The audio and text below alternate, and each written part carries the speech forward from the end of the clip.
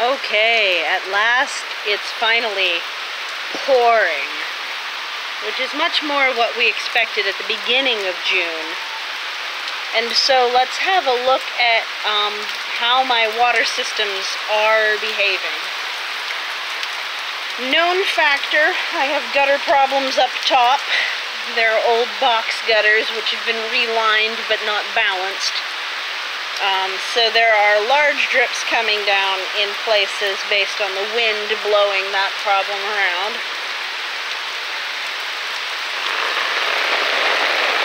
That's the rain on my umbrella, because these kinds are impossible to do without an umbrella. And I am getting drenched, but at least the camera isn't. So of course, the water that actually lands on the sidewalk is exiting the garden. If it were possible to rebalance my sidewalk so that it tilted that way, that is definitely something I'd be interested in doing. But without completely re-pouring a sidewalk, I'm not sure that's an option. But here, we can see the elderberry water catchment in action and not overflowing, which is excellent. That is exactly what I want to see.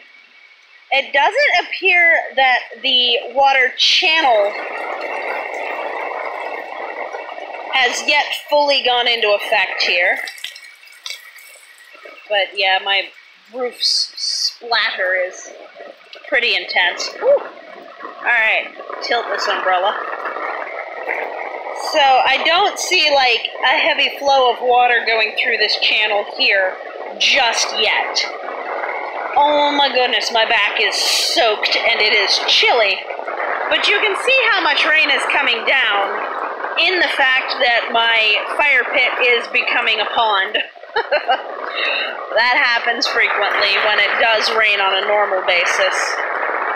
This channel here is designed to catch runoff from this direction and all of this corridor. This barrier here is designed to push it towards the channel. And it does a pretty good job of that, I feel like. Ideally, some of these wood chips are going to smother this area as well, because I find that keeping the wood chip area is much more pleasant than keeping this area here is. Plus, the runoff from the wood chips is reduced. They act like a sponge on top of everything else and then more slowly feed the water in multiple directions, mainly because of all the different shapes involved in wood chips. I think that's why anyhow. So we don't have any water besides what's running off my umbrella gushing out onto the sidewalk. We just have what's actually hitting the sidewalk here. Ideally, yes, I would love to tilt this whole sidewalk in the other direction, because as you can see, it's tilting it towards here, which then funnels it away from the house, which is out into the street. Not the best, but it is so good to see this working. This water catchment working. Alright, let's go back along.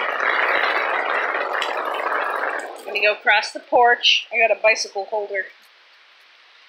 Alright, so most of the water that we see here should be water that rained directly onto the porch, but I don't know as if that's the case. Letting the water back off might need to be something I end up doing. I think I need to dig a channel in here, because this whole the porch floods situation seems to be back. I don't know if maybe this outlet is plugged. There's an outlet right in here that is designed to take this water away.